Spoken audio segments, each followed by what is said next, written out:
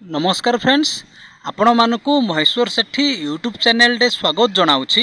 देखंतु आज आमे एई वीडियो माध्यम रे 8th पे कमिशन विषय रे आलोचना करिबा।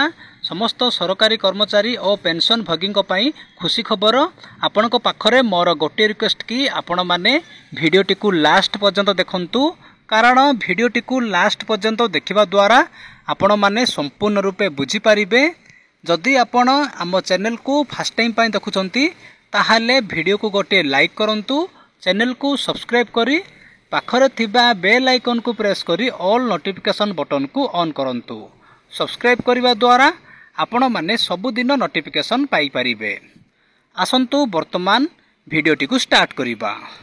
देखंतु न्यूज़ पेपर बाहरिछि, एठारे लिखा जायछि जे अष्टम वेतन आयोग खूब शीघ्र लागू हबो।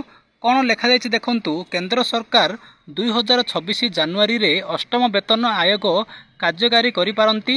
देखंतु कहा जायछि जे केंद्र सरकार 2026 जनवरी रे अष्टम वेतन आयोग लागू करि पारंती।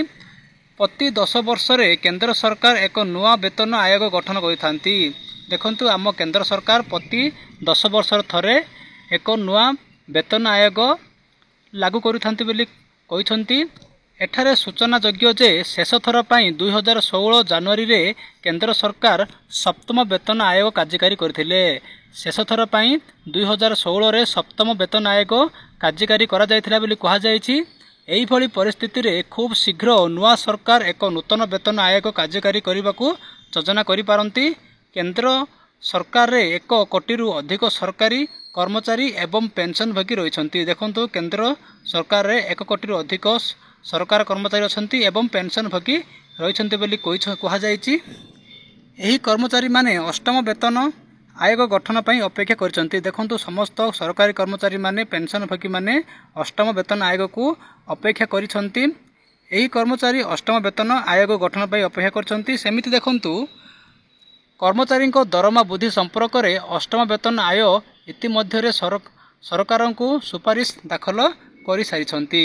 तापर कौन लिखाई देखो एठी, कर्मचारी सुपारिश जनवरी 2026 रु अष्टम वेतन आयोग रे दाखल करा जाय पारिबो।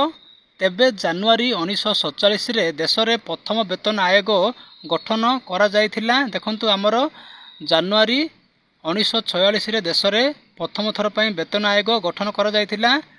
अष्टम वेतन आयोग गठन हेले मोट 49 लाख सरकारी कर्मचारी एवं 68 लाख पेंशन भोगी दरमा वृद्धि होई पारिबो। देखंतु जदि हमर अष्टम वेतन आयोग लागू हबो ताहले 49 लाख सरकारी कर्मचारी एवं 68 लाख पेंशन भोगींकर दरमा वृद्धि हो बोली कहा जायछि।